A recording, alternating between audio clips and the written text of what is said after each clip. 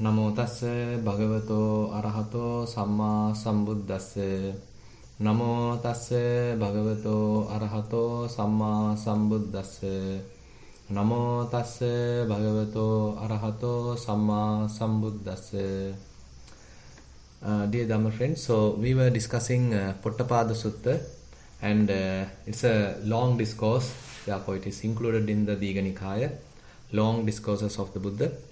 And so if I summarize the discussion so far, what we have done, so basically Potthapada is one of the wandering ascetic. He had many followers, and they were discussing some different matters at a particular place, and Buddha approached there, and then the Potthapada raised a question asking how the cessation of perception is brought in successive steps, how one may gradually cease the perception. So basically when that is mentioned, so Buddha gave a comprehensive answer. So the essence of the sutta is mainly that, and that is what I have summarized here in this chart, in this diagram. So basically Buddha gave a threefold answer in that sense. So basically when Potthapada asks how this gradual cessation of perception happens, so one can interpret it as how gradual conceptual proliferation also happen. Because as you know, perception, signs are the root cause for mental proliferation. So therefore, if one is able to gradually calm down, gradually eliminate different kinds of perceptions, that automatically will eliminate the various kinds of proliferations one may have. And on the other hand, when perceptions calm down, perceptions completely cease, that also has a effect on the consciousness. The consciousness also has to go to a kind of a non-proliferative state or non-established state, because otherwise this can't be successful. So there are interlinks between this question, even though the question is related to the cessation of perceptions. Now, when Buddha starts giving the answer, without immediately starting the solution, he first of all put aside one wrong idea that is one person has put forward. He has mentioned that these perceptions happen due to no reason, and therefore it is completely out of control. So therefore it is not a kind of a cause and effect relationship. But altogether Buddha denied that, and Buddha mentioned perceptions do occur due to causes and conditions. And again Buddha mentioned as a kind of a rule of thumb that some perceptions arise through training and some perceptions pass away through training. So training is the significant fact here. So then Buddha starts to elaborate what kind of training that one has to undergo in order to calm down harmful perceptions and in order to arouse beneficial subtle perceptions. Now he starts first of all with morality, and given a complete account of morality, because Potthapada and the group are an ascetic group and they are into renunciation, and therefore Buddha oriented this sermon more into the renunciation, and therefore a comprehensive account of sila, morality, is included in the sutta. And after mentioned that, sense restraint also mentioned as indriya samvara, because now one is going through kind of an operation where one has to continue one's practice carefully. So if one has real determination to calm down mental proliferation, calm down various forms of perceptions, then one has to avoid the incoming events, incoming unbeneficial or harmful perceptions into the mind. So through the senses they are continuously coming in, and one has to have some restraint in order to minimize that. And then on the other hand, mindfulness and clear comprehension has to be developed, so that one is aware of what is going on, And it is not limited to a sitting posture, walking posture, rather it is a ongoing process. It's distributed throughout the whole bodily behavior, verbal behavior and mental activities. So therefore, mindfulness and clear comprehension is another aspect of the practice. And having all these things, one may be content and not that going after this and that. Rather, what if one has something, if it is dependable, if that is enough, so then one can maintain that kind of a contentment without going after various luxurious items. Therefore, when this is oriented towards monks, so the 4 requisites are the primary needs of the monk, and so regarding those 4 requisites, a monk is quite satisfied, has to be satisfied. If he is going after most valuable items, so that is not the type, that is not the proper monkhood that Buddha is proclaiming here. So he mentioned that whatever the Pindapada, whatever the alms that you get, whatever the robes you get, whatever the dwelling place you have, and whatever the medicine you have, so you just try to be satisfied with bare minimum. So that is the advice in the contentment. And you are quite happy, not that you think about the best and have some sort of an unsatisfaction, kind of a frustration, but contented with what you already have. After mentioning all these things, so Buddha now get on to the mental development part, the Samadhi Sikha, and that is where gradually the concentration is developed. So first of all, the 5 hindrances are subsided, and then as a result of that, gladness arises in the mind, and then when the gladness is available, fair amount of happiness and pleasure, piti, rapture going to arise in the mind. As a result of that, the body becomes calm, tranquil, mind also becomes tranquil, and when the body and the mind are tranquil, one may experience happiness, one may experience comfort, feeling at ease. As a result of that, automatically mind gets concentrated. So the concentration is that kind of a gradual development, and it happens as a kind of cause and effect relationship, and therefore concentration is now fairly available. And now Buddha directly touched the question raised by Potthapada, that is how certain gross kind of perceptions are eliminated and subtle perceptions, maybe useful perceptions, are aroused during the practice. Now he mentioned, before one attains first jhana, one was with some gross perceptions due to sensual desires, ill will, sottantopa, restlessness and worry, and various doubts. So those are actually the ones cluttering the mind, and all those perceptions which cause to crowd the mind are all now eliminated. Instead of those, now subtle perception of delight and happiness, born of detachment or born of relinquishment, are available in the mind. So therefore now it is a very healthy atmosphere available in the mind, and the perceptions available are also very subtle, and all the other gross harmful perceptions pertaining to the 5 sense codes are now temporarily subsided. So Buddha's statement, because of the training, some beneficial subtle perceptions are being aroused, and all harmful gross perceptions are being put aside. And then Buddha further explained that how one may come to the second jhana by eliminating vitakka vichara, applied mind and a sustained mind. So now one may has even subtle perception, and that is more stronger than the in terms of the concentration, that is more stronger than the first jhana. So therefore the perceptions are available right now in the second jhana is happiness born of concentration. Mind does not waver, mind is fairly fixed, mind is fairly concentrated. So as a result of that, second jhana is more with concentration and rapture, because all the hindrances are put aside.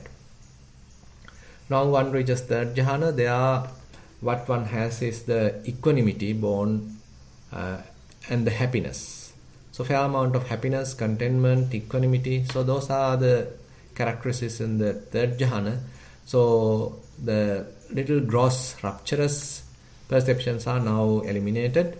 Instead of that, more subtle happiness, contentment are available in the third jhana. And then one reaches fourth jhana, even that happiness being eliminated, now more mature kind of equanimity is available in the fourth jhana. And so far actually we were in the material realm. Now one shifts to the immaterial realm or the arupa jhana. There also Buddha explains how one reaches subtle levels, subtle jhanic levels through the practice. And after one reaches the final, that is the nothingness, according to this sutta, so that Buddha mentioned as a sanyagga, the summit of perception. And there are one interesting determination that the yogi made. So that is where he actually going through this whole practice, he understood. So whenever I am inclined towards a new kind of perceptions and trying hard and make intentional kind of pursuit, intentional kind of endeavor to achieve it, then those gross perceptions are eliminated. Now new subtle perception is aroused. Again and again, that's what has happened. After understanding that, so he had a kind of interesting determination. How about not having a new perception at all? How about eliminating all the available perceptions and not making any intentional effort? So this kind of a radical determination now the yogi is making, because he understood the disadvantages of this newly arisen perceptions and again this whole procedure. So he make a kind of a radical reflection not to make any intentions and not to make any kind of preparations or fabrications. He altogether stopped the fabrications and he don't make any intention. So as a result of that, Buddha mentioned now one may touches the cessation, the Nirodha. And then a very interesting question asked by Potthapada. So Potthapada is asking now, is it just the one summit of perception available through which that one is able to touch the cessation, or there are many summit of perceptions available? Then Buddha mentioned, I declare even one summit of perception and I declare many summits of perception. Then how? Buddha mentioned, wherever that you are, if you are able to stop altogether these making intentions and to incline towards any new kind of perceptions, if you make that determination at any given place and you are able to touch the cessation, so those bases can be considered as summits of perception. So there are many summits of perception. So if one makes that radical reflection and while being in the first jhana, so one is able to successfully, if he was successful, he was able to touch the Nirodha, touch the cessation. So this is very much the discussion that we have gone through so far, and this is very much the essence of the sutta. And now we will get on to the other part.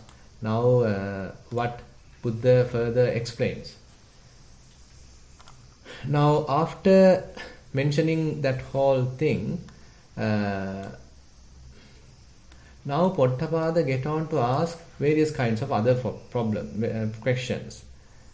Now he actually is a person with self-view, following different kinds of wrong views.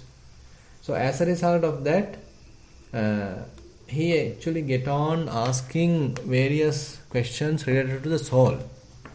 And even before that, he asked whether the perception come first or the knowledge come first. And the commentary mentioned this is in different ways. So commentary actually gives different explanation to these questions. Anyway, one explanation given is that whenever a kind of an awakening happen in one particular person, in a practitioner, whether the awakening happen first or the knowledge about the awakening happens first. Then Buddha mentioned the perception of the awakening happen first, and then the reflections, the paccavakkana jnana, the reflection knowledges are happen next. So that is how this question being interpreted in the commentary. And this, after mentioned that, now Potthapada get on to his typical soul-oriented questions, and now he is asking Bhante, is the perception a person's self? Now, this is being somewhat criticized by various commentaries, because Buddha went through a kind of a gradual process, never mentioned about anything called soul, but Potthapada is now diverting the discussion to another direction. That is the question of soul. And now when Potthapada asks whether the perception is person's soul or person's self, then Buddha asks, what do you mean by the soul? What do you postulate by a self? And then Potthapada mentioned the self that I am talking here is a gross made out of 4 elements and feeding of solid food. So basically that is the body that he is referring as the self here. Olarika Attapatilabha. So this is referred as Olarika Attapatilabha. So kind of a self made with 4 elements and fed with the solid food. So that is the body. So he here consider the body as the self. Then Buddha mentioned there are various perceptions aroused out of out of the body. So perceptions aroused in the mind. So therefore, even though you consider body as the self, now perceptions are available in the mind. So they are available again and again. So therefore, we can say, if you consider body as self, since perceptions are different, so you can't say body, the body as a self. So basically the perceptions as a self, because if one's perception is the self, so one has to have full control of it. It can't arouse out of it. So perceptions can't arouse out of the self. Now when Potthapada consider body as the self, when perceptions arouse out of that domain, so that indicates or that proves Pottapada's postulation is wrong. So therefore Buddha denies that self is basically one thing, and that is the body that you are talking here, and the perception is another thing. So therefore Buddha denies the question. And then Potthapada now asks a separate question, whether the self is the mind-made self. Manomaya Attapatilabha. Now he is going to the mental level, and it doesn't have any defects due to various bodily sense organs. Rather, it's a completely mind-made one. Now it's a mind-made self Potthapada is talking. Still it is rupi, it is still visible. And now Potthapada asks that question. And even there, Buddha mentioned the same answer. So there are perceptions aroused even out of this domain, even the out of mind-made level. So therefore you can't consider self as the mind-made self be a kind of a mind-made self, and the perception is different. So there also Buddha didn't agree. And again now Potthapada asks, I assume a formless self. It's completely formless. There is no rupa, no matter at all. And is it made up of perception?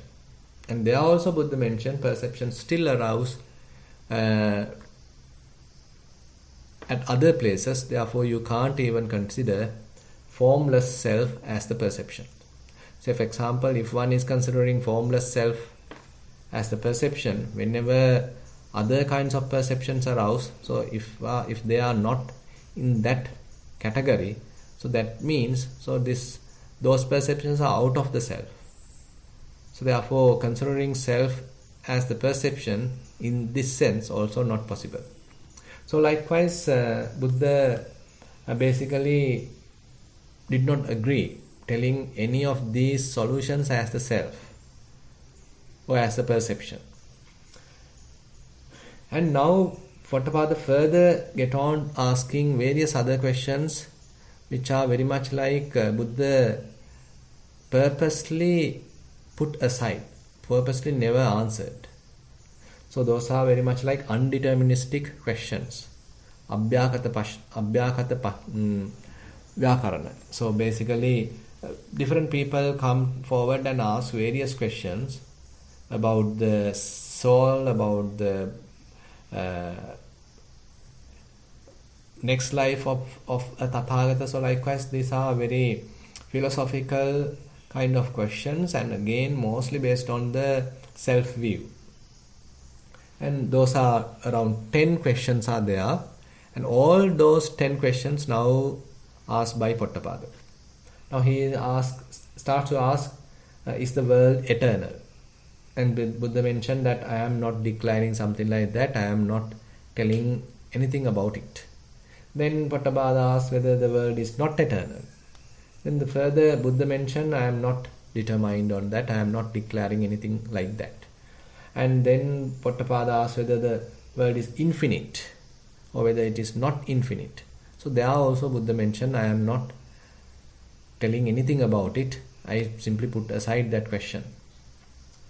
And then Potthapada came to ask about the soul, and whether the soul is the body or the body is different from the soul.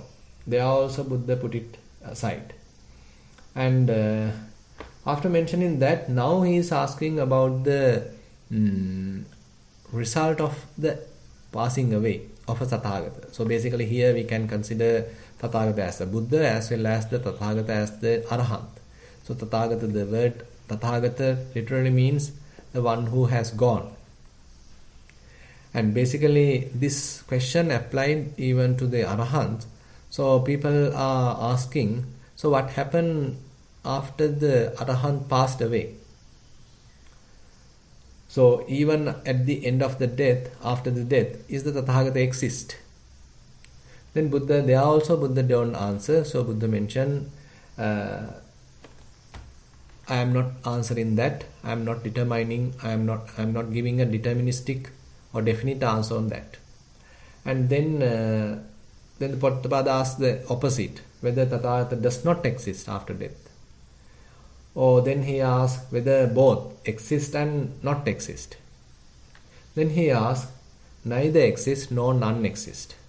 Now all these four questions are quite popular and available in many suttas, and many ascetics come and ask either from the Buddha or ask from various other companion monks, and they basically don't go on to answer these questions, and they basically put them aside. And after Buddha put them aside without giving any definite answer, then Potthapada asked another question. And he asked why Buddha is not answering these questions. That is also a very interesting question, by the way. So Buddha, if he has omniscient knowledge, he should answer these questions. But now Buddha is not answering. Then Potthapada asked, why are you not answering them?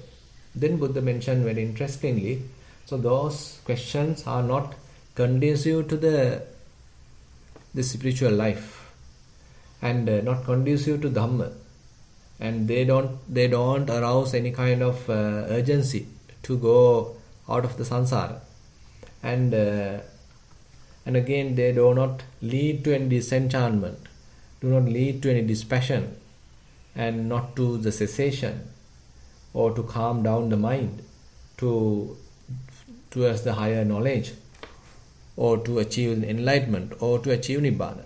So therefore all these questions are more confusing and based on wrong view of a self, and therefore it is get on to more and more thicket of wrong views. And more one thinks, more one become more confused and going out of the spiritual path, one become more and more confused, engrossed in various views. So therefore Buddha mentioned, I am not answering these questions. Now, Potthapada asks what you are basically answering, or what you have properly declared.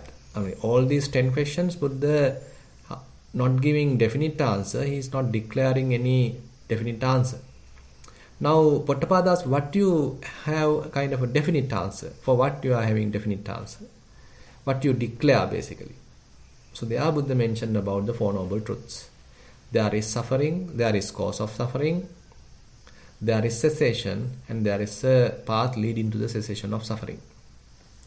There is cessation of suffering and there is a path leading to the cessation of suffering. So basically, Four Noble Truths are the ones that Buddha mentioned that I am telling as a definite fact which is leading to the enlightenment. So actually that question again asked by the Potthapada, why you are declaring these four truths? What is the special reason? Then Buddha mentioned, so this actually serve the purpose. Actually, when one is considering these four truths, when one's practice is more oriented towards these four truths, then basically he is in the proper track. He is in the proper path. And again, that kind of a practice is conducive to Dhamma and conducive to the enlightenment, and it is making the purpose of the holy life.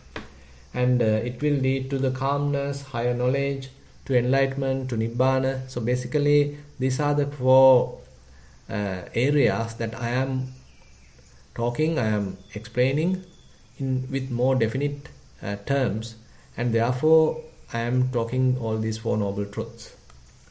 And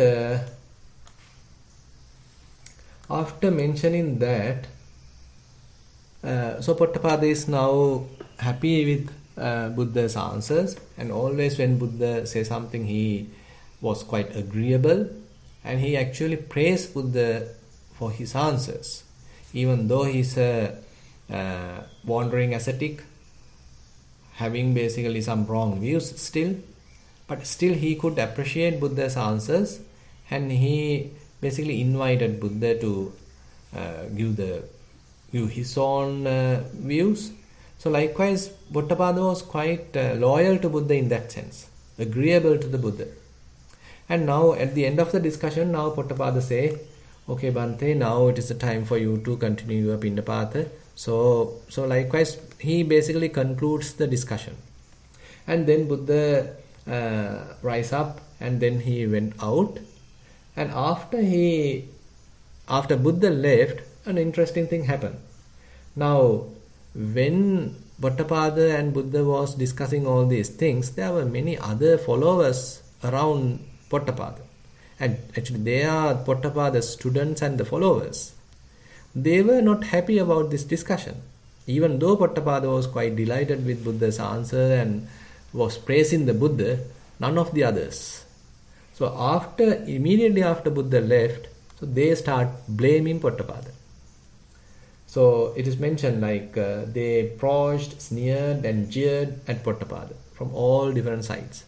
So they were telling, I mean, you were simply behaving like a student of ascetic Gautama. Whenever he tells this, you always praised him. So, but he didn't answer any of the questions that you answered. You asked at the end, those 10 questions where Buddha didn't give a definite answer. So basically, so you did the wrong thing. So basically, they started criticizing Potthapada. And then actually Potthapada make a very honest opinion here, honest comment here. So he mentioned, yes, it is true. Buddha didn't answer those 10 questions. But he is showing a path. He is showing a path which is taking whoever the practicing to a more sublime level, more supramundane level. So I can feel it. I can really have some understanding about it. When I have such kind of an understanding about his path, when I can really appreciate it, how I can criticize him. So therefore this Potthapada make a very honest comment there, even though his followers, students are criticizing him for proving the Buddha.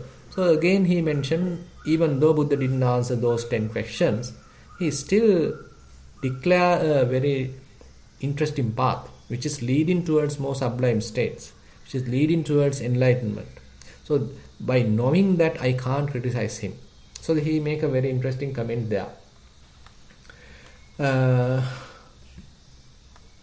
So here, but the ascetic Gautama teaches a true and real way of practice, which is consonant with Dhamma and grounded in Dhamma. And why should not a man like me express approval of such a true and real practice, so well taught by the ascetic Gautama? So this is the comment that Potthapada is making. So he admit that Buddha has kind of a very good solution, even though he didn't answer those 10 questions. Now that episode is now over. Now Buddha also has left, so this discussion has finished. And now, after another 2-3 days, Potthapada go to meet the Buddha. Now in this occasion, actually Buddha visited Pottapada's place. Now after 2-3 days, Potthapada with another companion go to meet the Buddha. The other companion is one called Chitta, the son of an elephant trainer. Chitta Hatti Sariputta. So he's a son of elephant trainer. Chitta is the name. Not the Chitta as the mind. Here Chitta is the name of the person. Now Potthapada not went alone to meet the Buddha, but he accompanied this Chitta. Now after he went to meet the Buddha, so they had a typical cordial discussion. And then Potthapada remembered the discussion that he and the Buddha had 2-3 days ago. And he mentioned, so after Bhante you left, all those ascetics, all those wanderers, actually they started criticizing me because I approved you. I understood what you were talking. But they started criticizing me. So he actually revealed what has happened. Then Buddha make an interesting comment here. Potthapada, all those wanderers are blind and sightless. You alone among them are sighted. So basically only the Potthapada has a kind of a vigilance, intellect to understand what Buddha was talking. None of the others. So therefore Buddha here praised Pottapada's that skill, and he mentioned that none of the others actually understood what I was talking. So basically Buddha again reiterated that he didn't answer those 10 questions because those are not conducive to the practice, not conducive to Dhamma, not leading towards enlightenment, towards Nibbana. So therefore I am not answering those 10 questions. But I am declaring 4 noble truths. If one is talking about them, if one is searching about them, if one is practicing about them, then that is leading towards the end of suffering. That is leading towards the enlightenment, towards Nibbana. So that is why I am giving a definite answer on those. So, okay. The self and then 10 undeclared questions.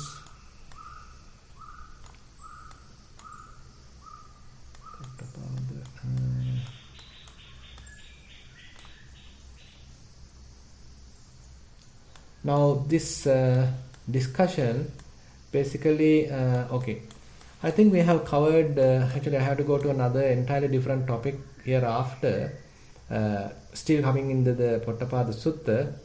Now if we little elaborate more on to the 4 noble truths, where Buddha mentioned more with emphasis and more with the determined answer that he is giving. So he is pointing out this is suffering, and then this is the arising of suffering, cause of suffering, and this is the ending of suffering, the cessation of suffering, and this is the path leading to the ending of suffering. So now these are the 4 noble truths. In summary, Buddha highlights, and all his teaching is very much summarized.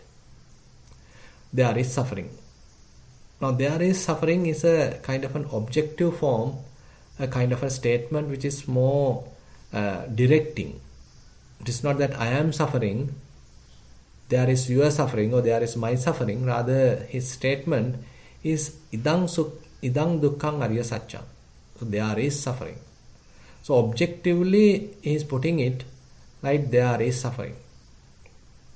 And then there is the cause of suffering. So the cause of suffering is there, that you need to look at it. There is cause of suffering. And there is cessation of suffering. And there is a path leading to the cessation of suffering. Now you can see there is no self there. There is no person there. Rather, there is suffering. Now this has to be properly understood. Otherwise, it's very difficult to explain the Buddha's teaching. So everything, in essence, Buddha talks in the cause and effect relationship in terms of the dependent origination. And so there is suffering and there is a cause of suffering. So there is a cause of suffering. As a result of that, they are going to have suffering. And if you are able to practice a path leading to the cessation of suffering, so yeah, the outcome is the cessation of suffering. So therefore, cessation of suffering is something that one can achieve by practicing Buddha's teaching. So therefore, ultimate result is cessation of suffering. In other terms, happiness. So if one is practicing Four Noble Truths, so what he slowly start to experience is not the suffering, but the cessation of suffering. More and more, he should experience less and less suffering. Now, therefore, one can't say that Buddha is talking every time about the suffering. Rather, he admit there is suffering and again admit there is a cause of suffering. But now he declares a path, if one practices that properly, which leads to the cessation of suffering. So therefore, the outcome, the final result is not suffering. It's actually the cessation of suffering, Nibbana. So therefore, the result is very much a more positive aspect, not something negative. So some people actually criticize Buddha's teaching that he always talking suffering, but he starts with suffering, but the result of the practice is not the suffering, rather the end of suffering. So that one needs to understand. And again, there is suffering here is kind of a, even though it is simply a statement, so one needs to understand what is suffering. So that is also Buddha very clearly mentioned. So basically, he mentioned it in many different ways. One answer, one explanation is that all five aggregates, clinging aggregates, are suffering. And another answer is all sense bases are suffering. So you can see, so whatever the conditioned phenomena as suffering. So when one try to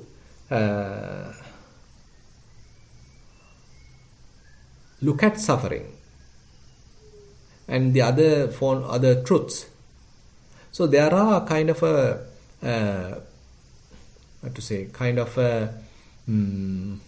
stages that one has to go through.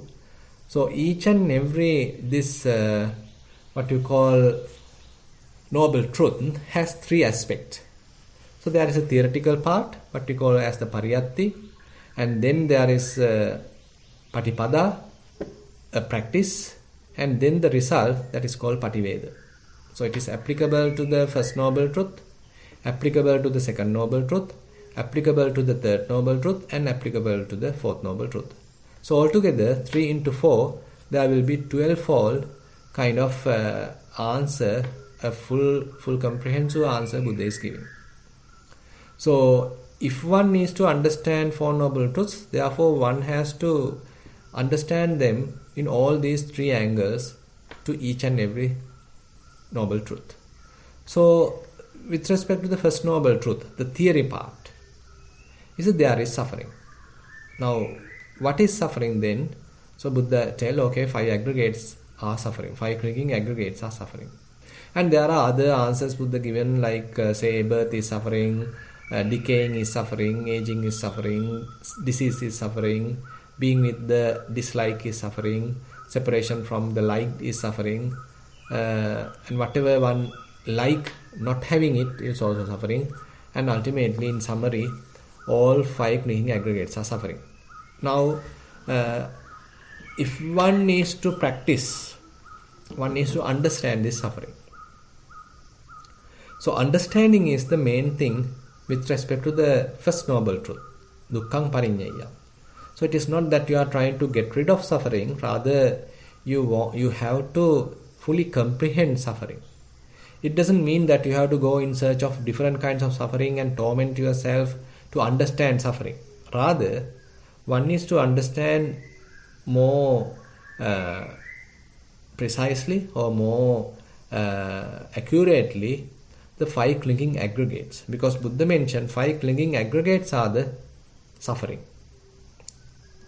The 5 clinging aggregates, the material aggregate, the rupakkhandha, then the feeling aggregate, perceptions aggregate, formations aggregate, and the consciousness aggregate.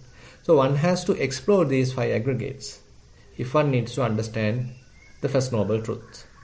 So if one did a fair amount of exploration, fair amount of investigation onto these 5 clinging aggregates, then to some extent one can say, yes, I understood 5 clinging aggregates.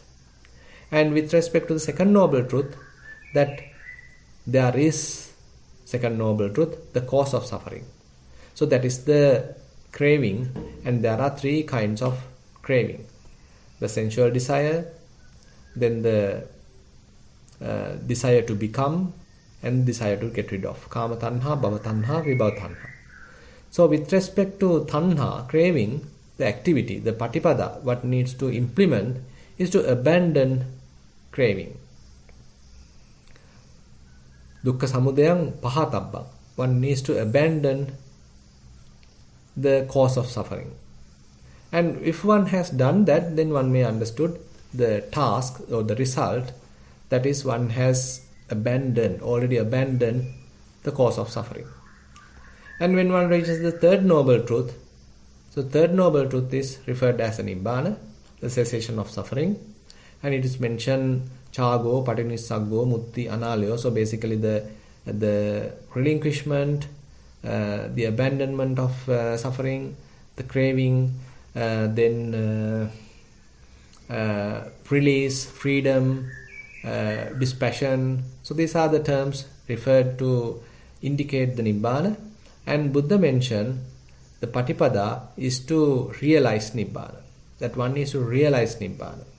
Not just imagine or read about nibbana, but one has to practically realize nibbana. The third aspect is that one needs to, if one is realized, then one can say, yes, I understood, I realized the nibbana.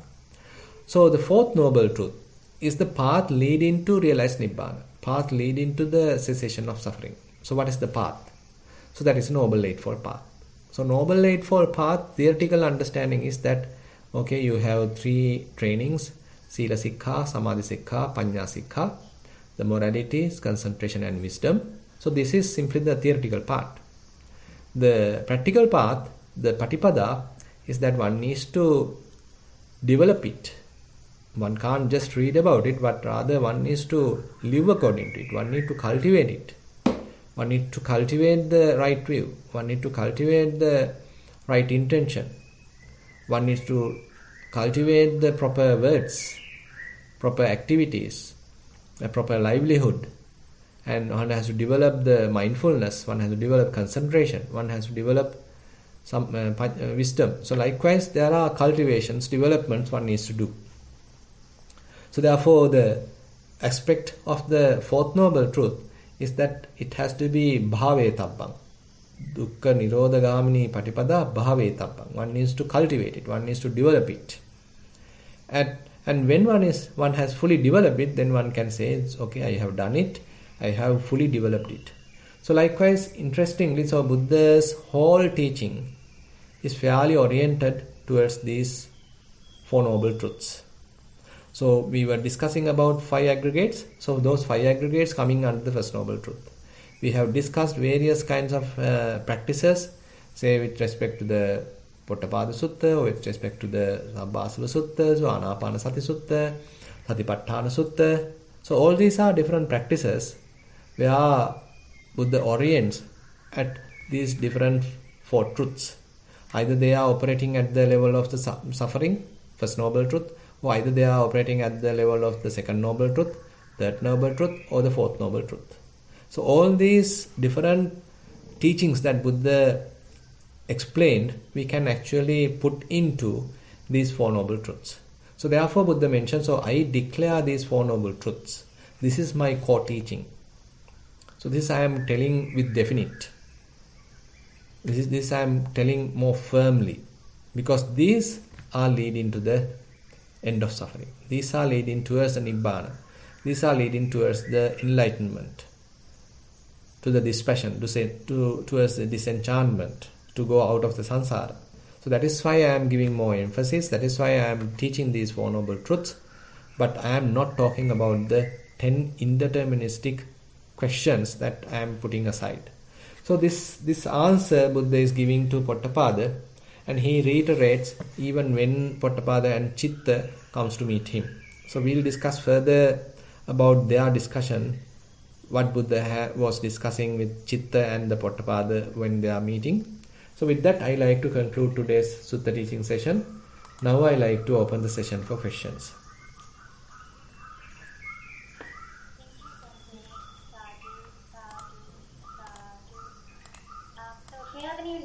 Joining us for the very first time, you may participate in the Q&A by raising your hand or sending the questions via chat. So, Bante, while we wait for the questions, I was wondering, as we are continuing our practice, is it possible to experience moments of Nibbana as we are on the path? Yeah, we can say yes, because Nibbana, actually this question asked in many different ways from the Buddha. So Nibbana sometimes is defined as the completely ultimate kind of goal, or completely with a perfected state. So there we can say this is tanhakkaya, ragakkaya, dosakkaya, mohakkaya. So that means the complete elimination of lust, complete elimination of hatred, complete elimination of delusion. So in that sense, we can't say that I am now experiencing that full-fledged Nibbana. But on the other hand, so you can't immediately have the full-fledged Nibbana. So you can't have kind of a quick enlightenment where, say, one had thousands of, I'm just giving example, assume that you have thousands of a huge amount of lust. So in 1 second you cut everything. You have a huge amount of hatred. In 1 second you cut everything. You had complete delusion and immediately you are out of delusion. So there is no such kind of a thing. So therefore Buddha gave a kind of a relative Nibbana in that sense. So one may achieve Nibbana gradually. So it is called Tadanga Nibbutthi. So questions are asked from the Buddha. Bante, Tadanga Nibbutthi is said. So what is this Tadanga Nibbutthi? Then Buddha explained, so it's a kind of a gradual healing that you are going through.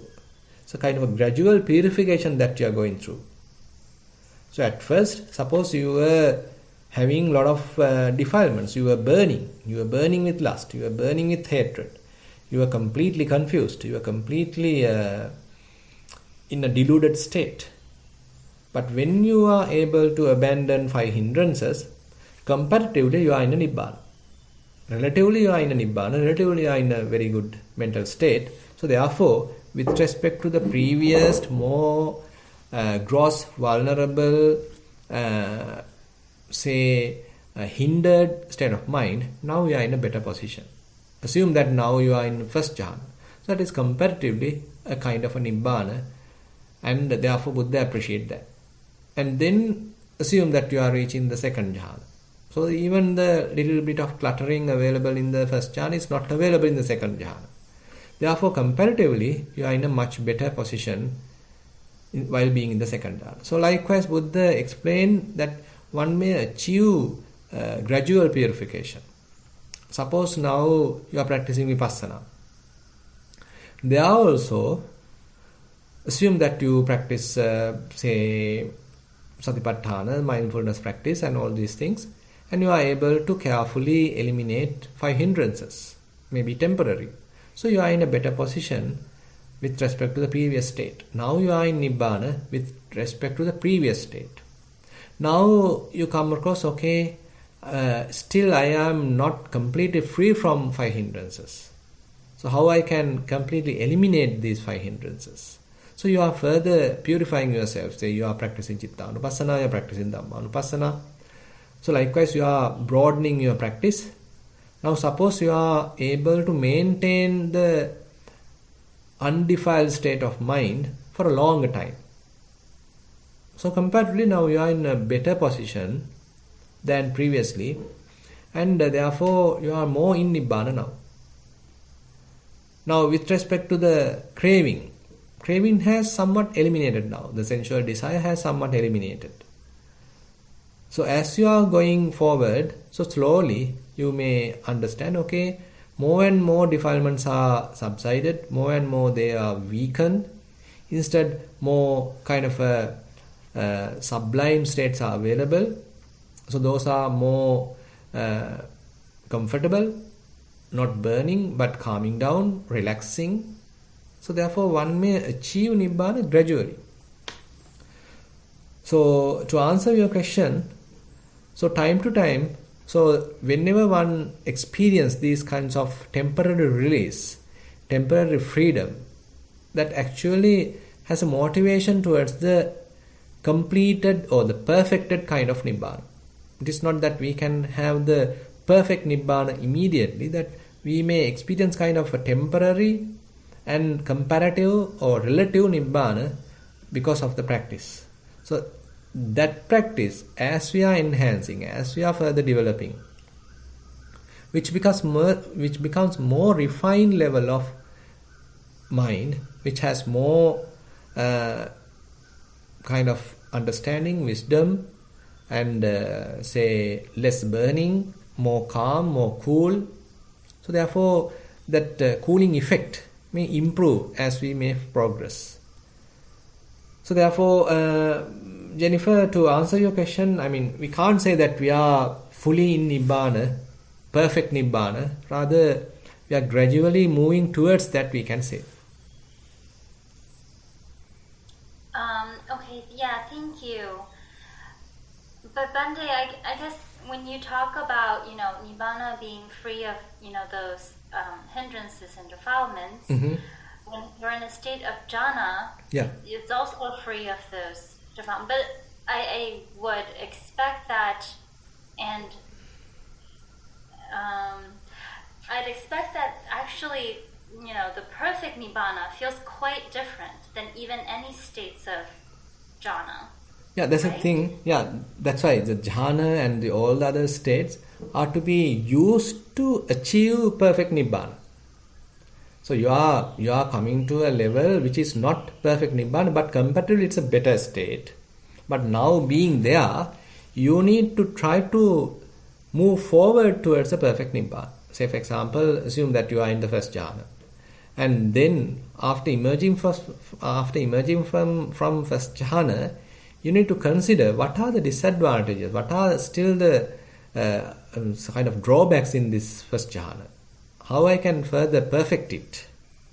Then you probably understood, okay, still some wavering of mind is there, still some say different images are there, subtle perceptions are there. So if I want to make it further refined, further purified, I need to eliminate all those different kinds of imperfections. Then only I may be further developed towards the perfection. So likewise, so you need to recognize what are the burning effects in the mind, what are the deluding effects in the mind, deluding factors in the mind, causes in the mind, and those causes are to be eliminated. So in terms of the vipassana, so that is where one needs to be vigilant, continuously recognizing those deluding factors. How mind being further deluded, how mind being further cluttered, further stressed. So if we are able to develop a path which is eliminating these stresses, eliminating these delusions, and then more and more one needs to feel comfortable, one needs to feel less sorrowful, less worrying, less burning. Instead, one's mind is more purified, more calm, serene, and no stress, no tension.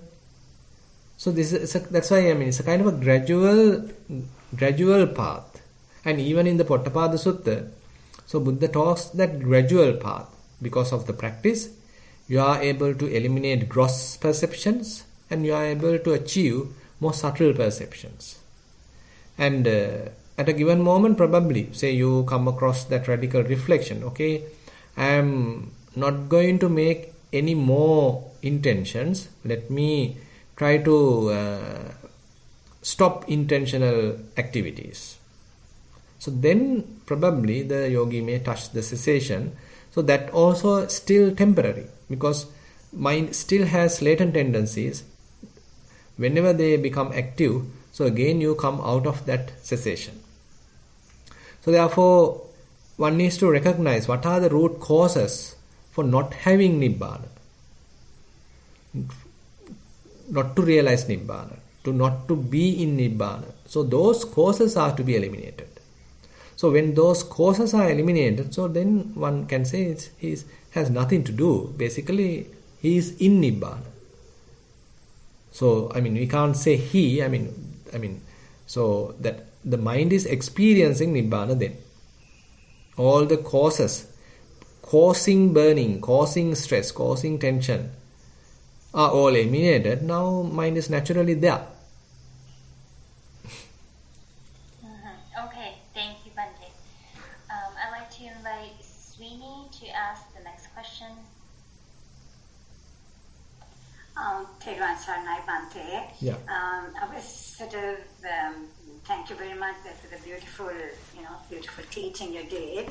And I was thinking, because it's so subtle, the perception, so when you go to even the formless self, say the Arupa Jhana, it can't be maintained. So therefore you realize even that is suffering because it's anicca, dukkha, therefore there's no atta. Now my question here is if I'm then you go on to training of the mind to detach, therefore because you realize nibbida, viraga, nirodha. Mm-hmm. And now why I'm training my mind is because it's conducive to the purpose of nibbana. So is it all right to think I'm training my mind for the purpose of nibbana, or is that also a tanha, a type of tanha, because you're a tanha for nibbana? Mm-hmm. But then I'm thinking, then you realize then this isn't right. That's a Buddha's questions, Pottapada's questions.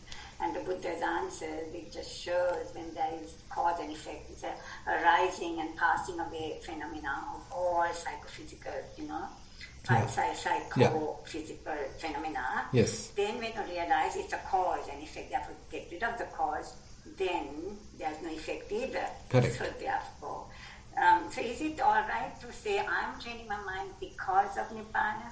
Or is that also greed?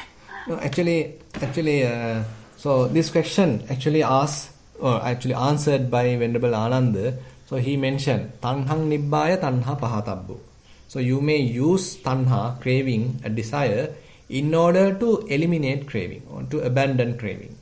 And you sometimes even use conceit in order to abandon conceit.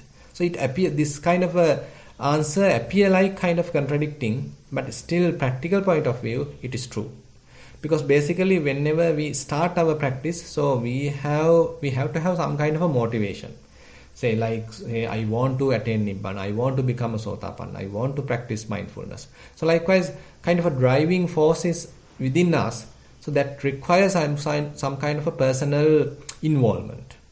But later, as we are growing in the practice, so our understanding about the Nibbana may change. So at the beginning, we have a kind of an understanding about the Nibbana. But while we are in the practice, to some extent, we have another idea of Nibbana. And as we move further, again we have a different kind of a view about the Nibbana. So likewise, the understanding about Nibbana is varying. So at the beginning, we had a lot of personality view, we had a lot of defilements, lot of hindrances. With that kind of a mentality, we are having an idea about Nibbana. And to achieve that Nibbana, I am trying now. Assume that you are now practicing mindfulness and all sorts of things, and that actually purify your mind to some extent, arouse some wisdom to some extent. With that purified mind, with that wise mind, now you have a different type of a Nibbana. So that is your goal now. Suppose you are continuing further. Now your mind is further purified and further wisdom is available. Further concentration is available. Now you are experiencing these things. I mean, these are not simply you are passing an exam and getting on to another exam. I mean, rather you are experiencing more purification within the mind. You are experiencing more kind of a clarity available in your mind. More wisdom available in your mind. With that clarity, with that wisdom, with that kind of a mindfulness, develop mindfulness. Now you have a better understanding about the Nibbana. So likewise, so the idea about Nibbana we had is continuously evolving as we continue our path. Now, at the beginning you had a strong self. I want to achieve Sotapanna. I want to become a Sotapanna. But in the middle, sometimes while being in the practice, you all of a sudden realize, where is I? What should I consider as I? Is the body I? Is the perceptions I? Is the, say, mental formations I? So likewise, you yourself have a kind of a radical reflection, where is I? So who is going to realize Nibbana now? So those kinds of radical realizations may happen in between. So therefore, with that kind of an understanding, now you have a better understanding about the Nibbana, and you, rather than now trying to achieve Nibbana, you may start to be in Nibbana. Not as a person, but to dwell in Nibbana. So likewise, I mean, there are some radical changes happen in our practice as we move forward. So therefore, Venerable Ananda says, so first of, at the beginning, probably you may have a desire to achieve Nibbana, to realize Nibbana, but slowly, even that desire is abandoned. You previously had a kind of a desire or tanha, craving towards Nibbana. Even as you move forward, even that craving is abandoned. Previously you had a kind of a conceit that I also attain Nibbana because my friend has tried hard. So, I mean, there are such incidents. Say, for example, in the Sutta it is mentioned, say one monk hears, okay, his friend monk, he has become an arahant. Now this particular monk reflect, so my friend has achieved Nibbana, so then why can't I achieve Nibbana? Why I can't become an arahant? So this is a conceit-based idea. But that conceit-based idea actually motivates him to practice. But as he moves forward, he may realize that the conceit itself has to be abandoned. So therefore, it's a very interesting path in a way. I mean, even though it appears like contradicting, but practically, so you are, as you move forward, that very craving is abandoned, very conceit is abandoned, and the very self-view is abandoned. So it's an interesting path actually. That's what I like to say on that.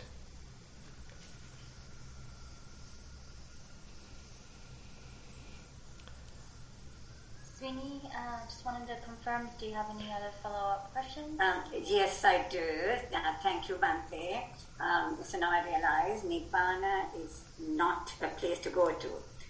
It is near the elimination.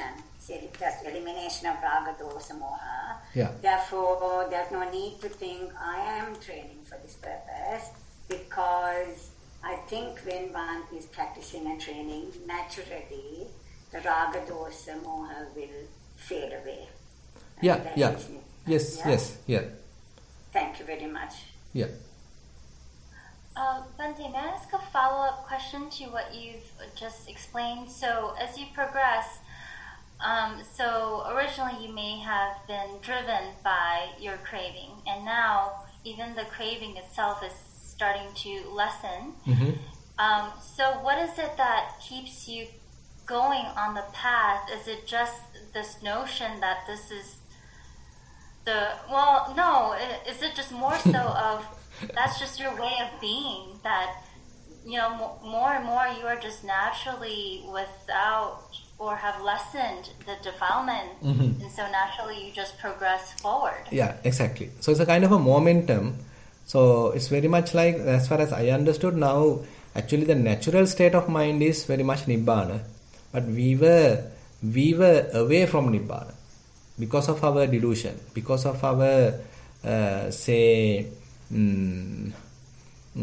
defilements. But more and more we practice, so kind of an inclination is available for the purification. That's why Buddha mentioned, so assume that Buddha give you a very beautiful simile sometimes.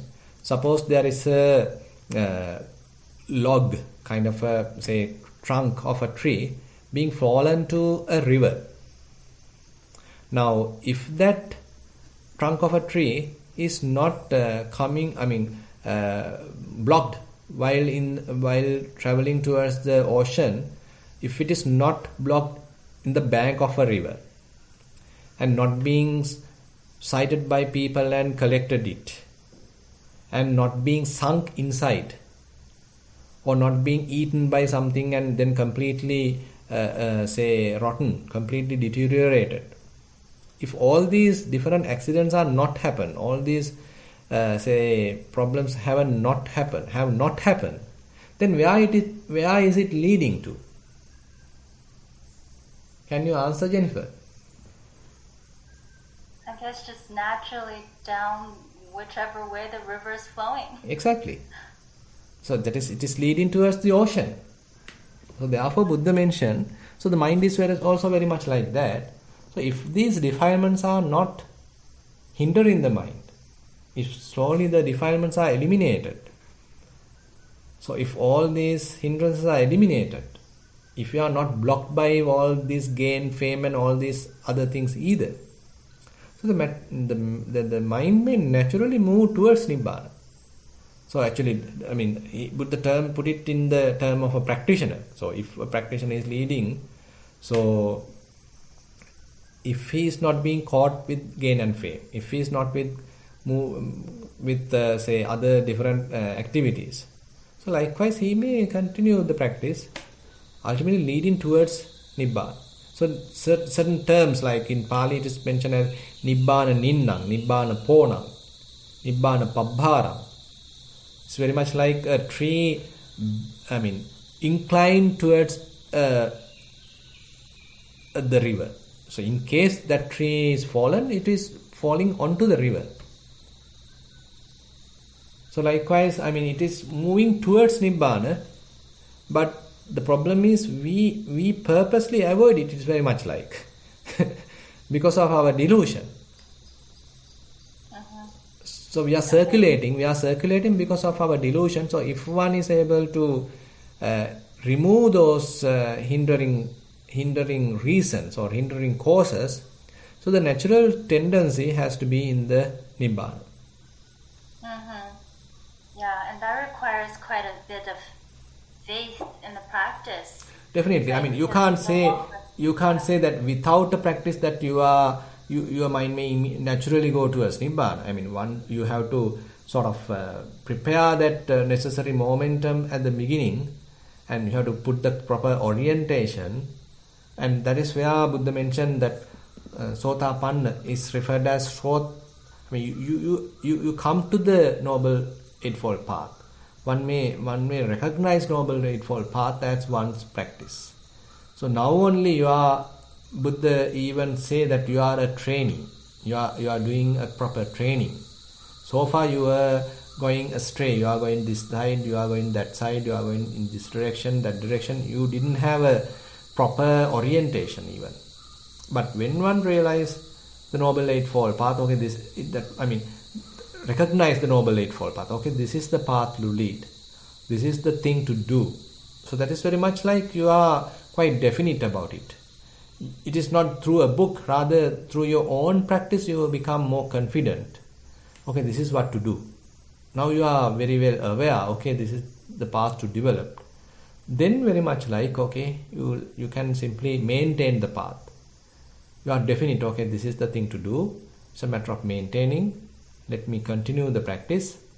Let me maintain necessary amount of morality, concentration, wisdom. So the mind may slowly moving towards the Nibbana.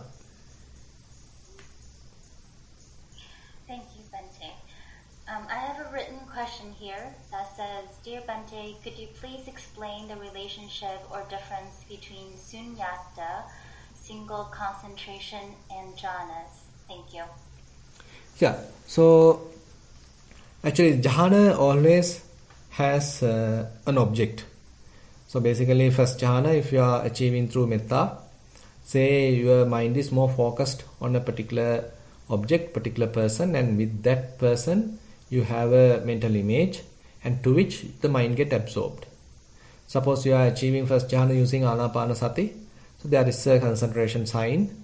Again and again you are applying your mind to that concentration sign, and ultimately your mind get absorbed to that concentration sign. So likewise, there are always a kind of a sign available, a kind of a concept available in the samatha jhana, and even at the level of arupa jhana there is a concept, there is a perception available to which your mind is conditioned.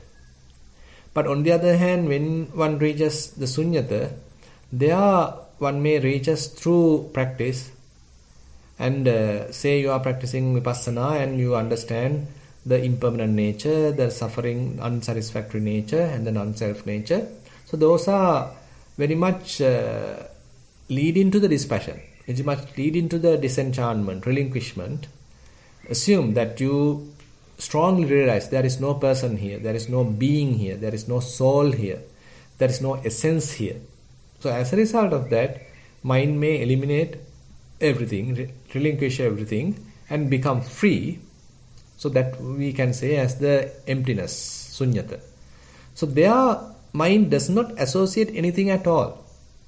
Mind is completely unestablished, unassociative, and free from any object. It's basically objectless. So sunyata therefore is objectless. There is no object at all. It is quite different from the samatha jhana, where samatha jhana still associate a conceptual object and certain kind of a perception, and maintenance of the jhana is there with the constructions, formations. So likewise it's different from the vipassana jhana or vipassana emptiness. Thank you, Bhante. The next question, I'd like to invite Chita Devi. Yes, thank you, Jennifer. My question is, of course, I mean, maybe you have explained a bit of it in the process, but what I was trying to say, Bhante, was that Potthapada was considered, he was a respected ascetic, and even he found it difficult to understand this self. Mm-hmm. You know, I mean, he was obviously someone who would have been going to jhanas and things like that. I'm assuming, because he had many followers. So, though we can see parts of this non-self in meditation, when we meditate and we lose these boundaries of this body, in our real life we have to make to have a virya, we have to make adhisthana. So there is some sort of person or whoever to be able to refrain from have correct speech, when we go out to have this determination not to gossip, all this. So there's a person of self or whatever. So because if you say there is cause and effect, then we are making an effort, a deliberate effort to do the correct thing, Sila Samadhi Panya. Correct. To develop those. So it can, though in meditation you can experience, I mean, real life, sometimes it's one sort of questions itself. So my question is, could you give us some very practical things in daily life for us to apply to really wear down this self? Yeah. Now, say for example, as you quite correctly mentioned, so at the Sila Sikha, at the Samadhi Sikha, so there is a quite amount of self-view. So I have to become a good person. I have to abandon killing. I have to abandon stealing. I have to abandon sexual misconduct. I have to maintain proper conduct. So likewise, there is always a view of person. I have to become a good person. So this is necessary. So therefore, in the morality aspect, so there should be that motivation coming. You can't simply say, okay, there is no person, there is no self, so then I don't need to, I mean, why should I do anything wrong if there is no person? So one can argue. So therefore, so these teachings, these high teachings should not entertain at the morality level, should not entertain at the samadhi level either. Say, assume that you are achieving the first jhana, second jhana. So all these things require a fair amount of motivation, energy, and therefore personality view, may be driving it. But when you are moving forward, say vipassana, suppose now you are practicing dhatu manasikara, for example. So now dhatu manasikara is based on the body. So various different element characteristics now you are experiencing: hardness, softness, movements, vibrations, heat, cold, etc.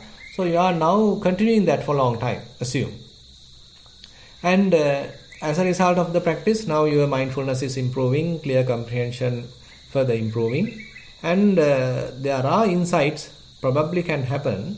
So while you are closely examining these element characteristics, so all of a sudden you probably realize, okay, this boundary of the body has gone.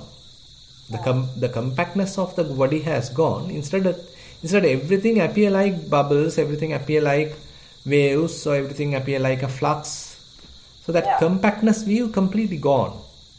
So previously you had a strong view, okay, this body is mine, this body belongs to me, I am the body. But now you may have a question, so where is I now? The whole body has very much like scattered, very much like say broken into pieces. So where can I fix I, myself?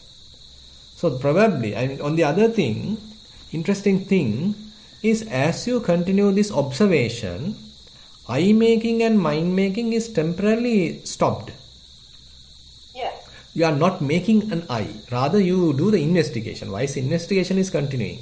You experience impermanence, you experience unsatisfactoriness, and you have some understanding about non-self. And these insights are growing. You forget about making a self. You forget about making an I. Now suppose you are, for a long time, you couldn't make an I. Suppose for 1 hour, 2 hours, so likewise, suppose you couldn't make an I, but instead you are developing wisdom. So that wisdom may question, where is I? So that indicates, actually it is not an existing I. Rather, we are having a prepared I, mind-made I. So this preparation is temporarily halted, temporarily stopped, because we are developing another aspect. We were investigating. So while we were investigating, we couldn't make an I. Rather, we are closely examining these different phenomena. So at a given moment, you probably understand these insights. Where is I? Where is the core? And similarly, say, suppose you are observing feelings. The same thing happened there. So which feeling I consider as I? Perceptions, formations, all these things whenever happen, assume that you are experiencing complete absence of thoughts, no thought at all for say 30 minutes. So during that time, so after you emerge from that, so you probably have a radical reflection. Where was I?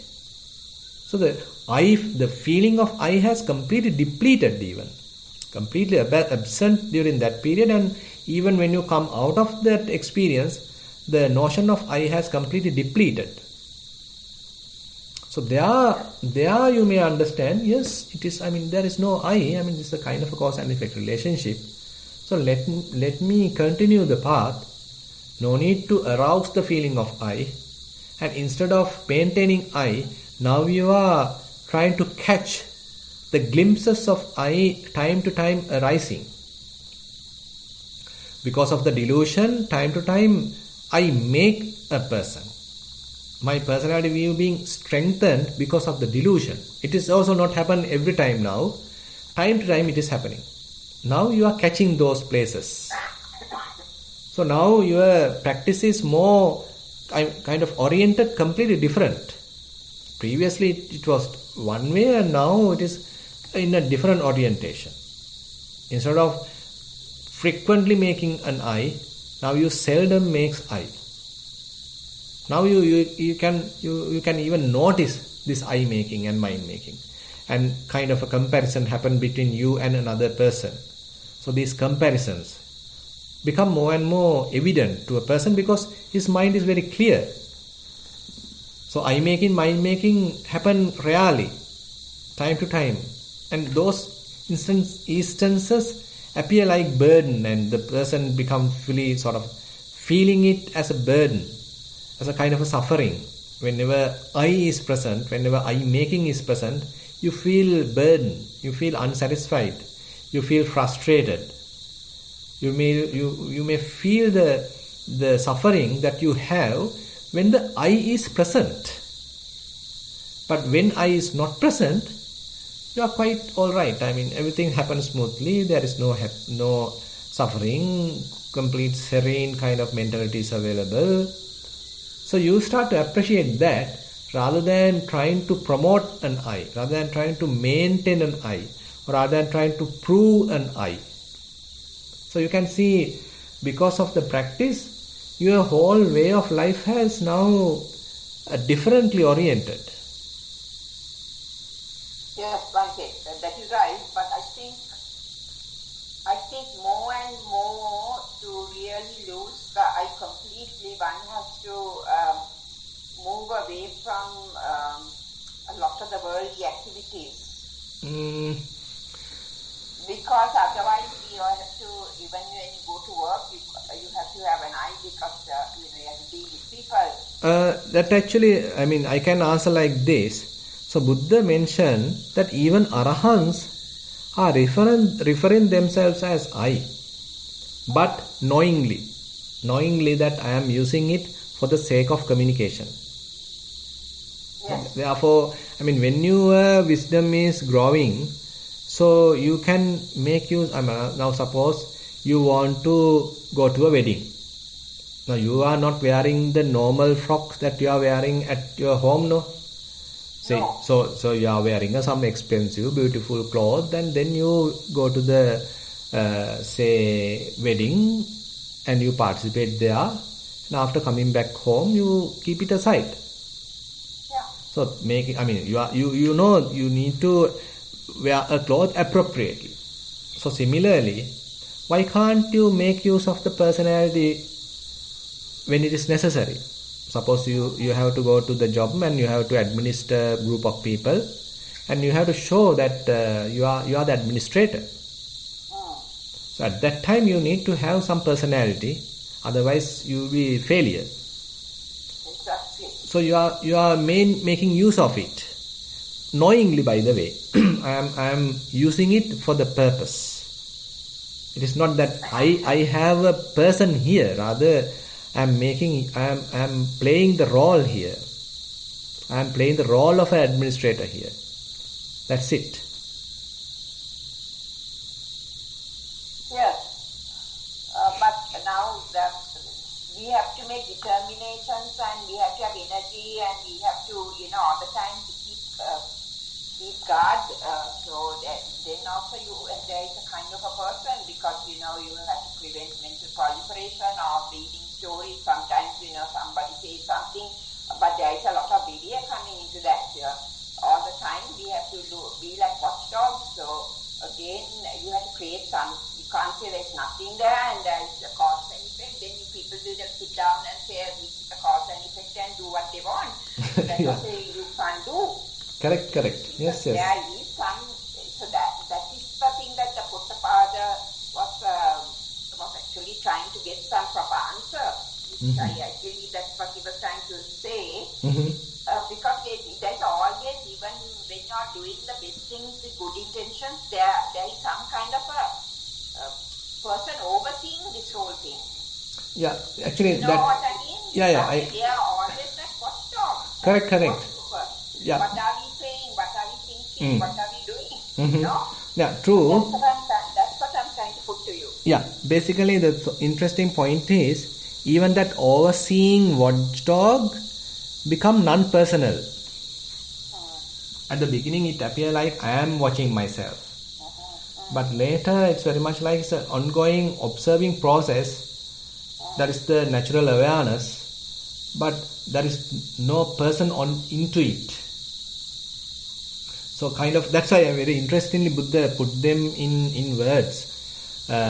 In the Cetana Karaniya Sutta, Buddha mentioned Dhammava dhamme abhisandeti, Dhammava dhamme paripureti, Apara parang gamanayati. So the Dhammas, so these beautiful Dhammas get connected with the Dhammas. They are fulfilling the task, that they are making the completion of the task cross from this side to the other side.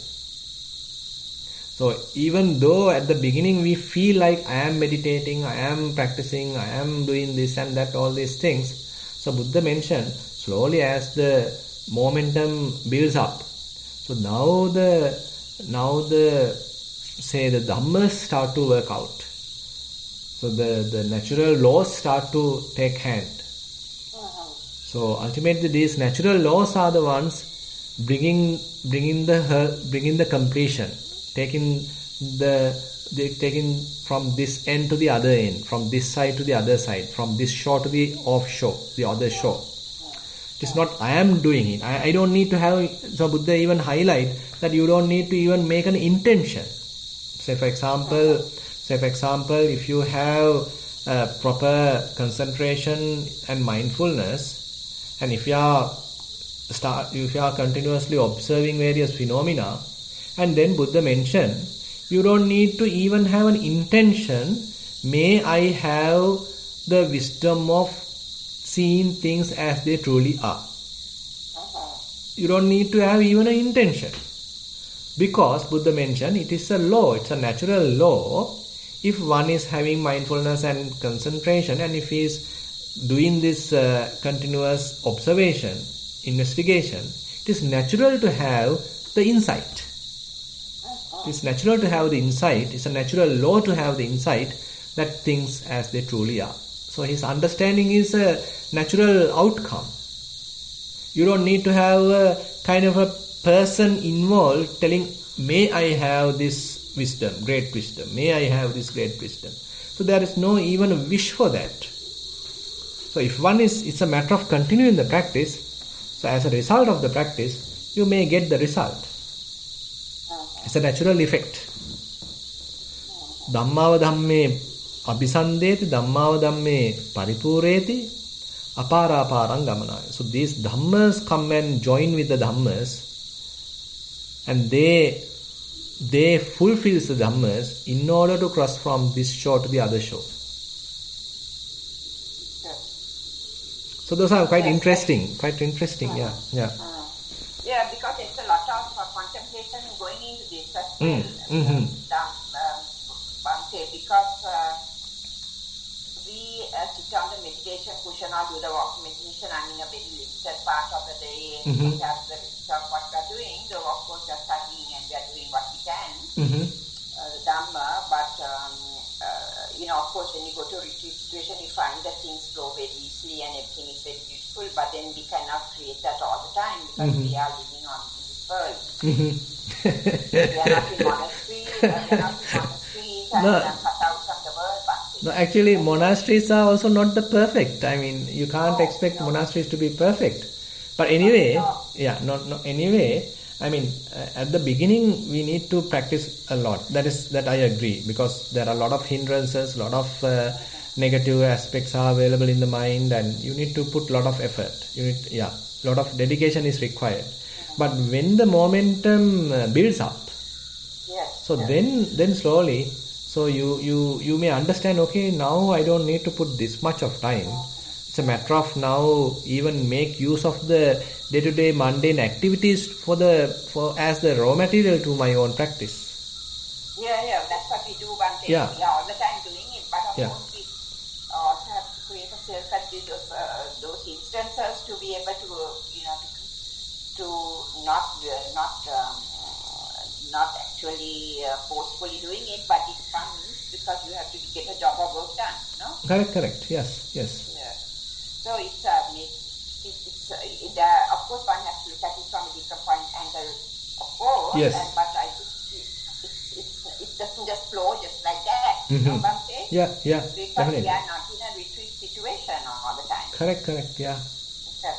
But I just put it to you because I thought Pottapada's question was very relevant from a man of an ascetic who had a lot of practice. Yes, definitely. He is more, I mean, he's already an renunciant, and he has explored many paths, and he has participated in discussions, and he's more a spiritual person. Exactly. Yeah. And he also highly respected the Buddha. Exactly. So, So he's a wise person. He's a wise person. Yeah. And he's a very, and again, with the rest of the story, you may understand, he's a very good person, because now when he next time go to meet the Buddha, without going alone, actually he go with this Chitta, the son of the elephant trainer. Ultimately this Chitta become a monk under the Buddha. I know. Yeah. Yes. So Yes. Okay. Thanks. Okay. You're welcome. Bante, do we have time for 2 more questions? Actually, I can manage, but I don't know how many of you have to, wait without any sleep. I think it's fine. We can keep going. Okay. And then those that drop off can drop off. Okay. So the next question is a written question.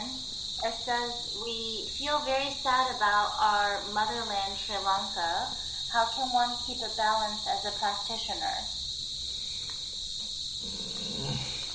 Yeah, actually, I agree with you. So if we think more, then we also become more confused and a little worried, depressed, and so basically we all go through these kinds of situations. Say, for example, it is not Sri Lanka alone.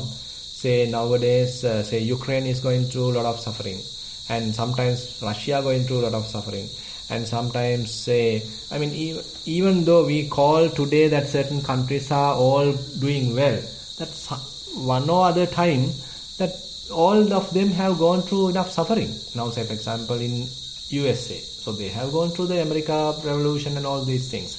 In China, so in the Mao Zedong's times, and when the students were killed in the Tiananmen Square, so the huge suffering was going through.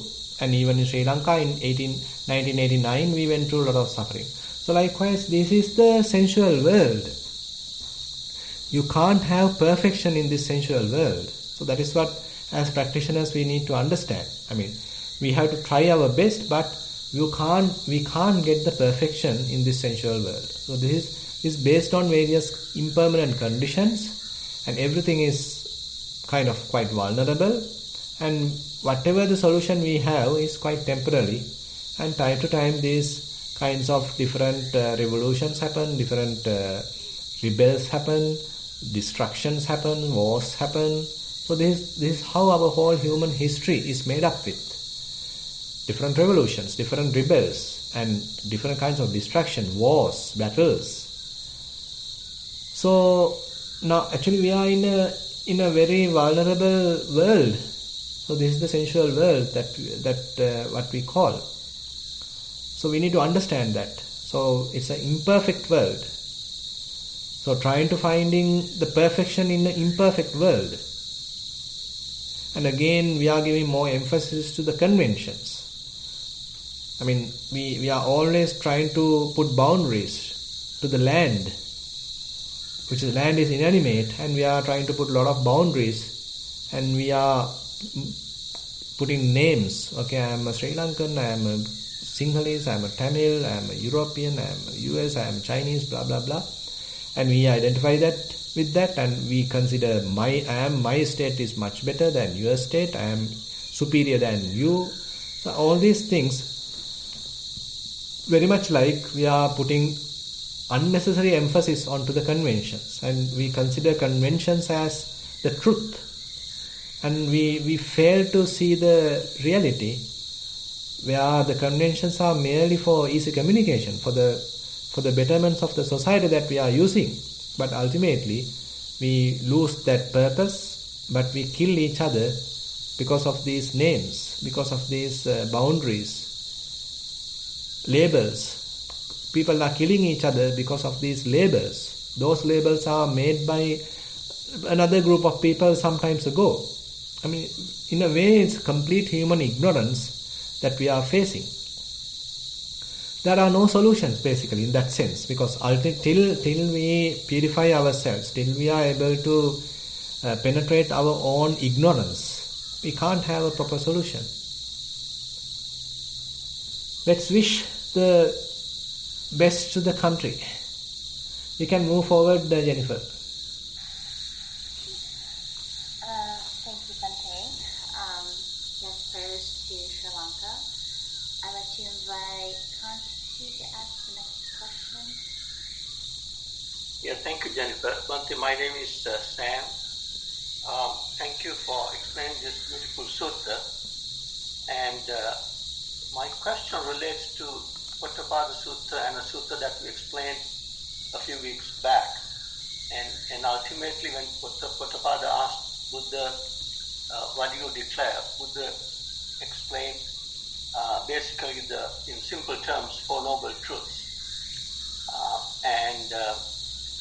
So my mind went way back like 2 weeks ago when you explained the Madhupindika Sutta. A similar question was asked from Buddha by the Sakyan Dandapani,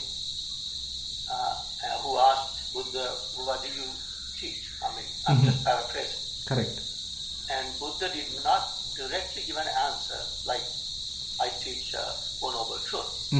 Buddha said, I teach, if someone teaches to have conflict with others, I don't teach that. Likewise, correct. He said 4 or 5 different things, I don't remember. And then Buddha and Dandapani walked away, and then Buddha explained that to the monks. His interaction with the Sakyan, and the monks didn't understand it either. So the monks went to a Venerable Mahakachayana, who explained how papanchas arise from different forms of vijnanas. And that's also a very beautiful sutta. So my question, Bhante, is there a hidden reason why Buddha did not directly tell Dandapani that the essence of what he teaches is Four Noble Truths? Yeah, maybe. I mean, because Dandapani asked the question, what is the kind of argument you have, or what's the kind of the term? It's not the teaching that he was referring. Kind of vada. What's the kind of vada you have? So basically he might have, because in those times actually different people have their own different opinions, and they are arguing each other to highlight their opinion and finding out what are the positive aspects of their opinion and trying to look down the other's opinion. So So therefore different such ascetic groups are available. So their main purpose is to get together and argue. And I am telling this, I am telling that, you are telling wrong, and my one is good, your one is wrong, my one only is the truth, and your one completely wrong. So likewise they used to argue. So this kind of a culture was there, and Dandapani is coming from that kind of a mentality, and he is asking, so what is your opinion? So what is your argument? Then Buddha mentioned the complete opposite. So my argument is not to argue with anyone. So he was looking for a conflict with the Buddha, I guess. Maybe. So he was asking same kind of an answer from Buddha as well.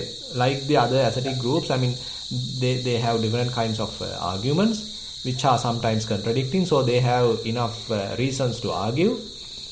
And but he was asking some similar argument from Buddha. But Buddha mentioned, my argument is not to argue with anyone. So that kind of a teaching that I am teaching.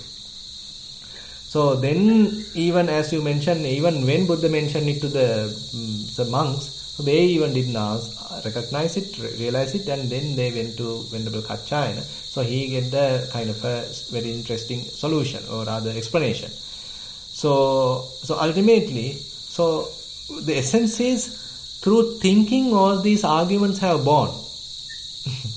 So mental proliferation is too much thinking, obsessive thinking, and through thinking we get more confused, and we think, okay, my argument, my way of thinking, my understanding is the best, that's the truth, everyone else is wrong. So then through thinking we are very much like conditioned, our minds are conditioned.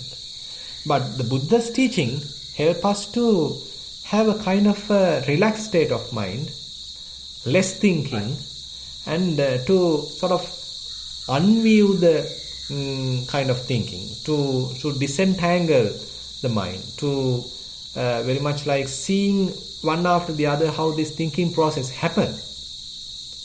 So it's a kind of a de-learning process through which actually we are able to understand the whole mechanism in the mind. So rather than being conditioned by the defiled thinking. So therefore it's very interesting in that sense. I mean, rather than finding out a solution through thinking, and you are finding out what are the drawbacks in thinking. It's interesting because Buddha didn't spend a lot of time with Dandapani. Exactly. Yeah. Thank you very much, Bhante. Okay. Very interesting, both suttas. Yes. Okay, I think we have spent fair amount of time today. So I think, Jennifer, this time has come for us to wind up the session. So today actually we have spent almost 2 hours discussing Dhamma, and with that we were able to accumulate some merits, and we'll share these merits with all the celestial beings, all the past relatives, and whoever in need of merits. While keeping these good wishes in our mind, let's recite the traditional verses. Ettavatacha amhehi sambatang punya sampadang sabbe deva anumodantu sabba sampatti siddhya. Ettavatacha amhehi sambatang punya sampadang sabbe bhuta anumodantu sabba sampatti siddhya. Ettavatacha amhehi sambatang punya sampadang sabbe satta anumodantu sabba sampatti siddhya. Akasatthaja bummattha devanaga mahiddika punyantang anumoditva chirang rakkantu sasanang.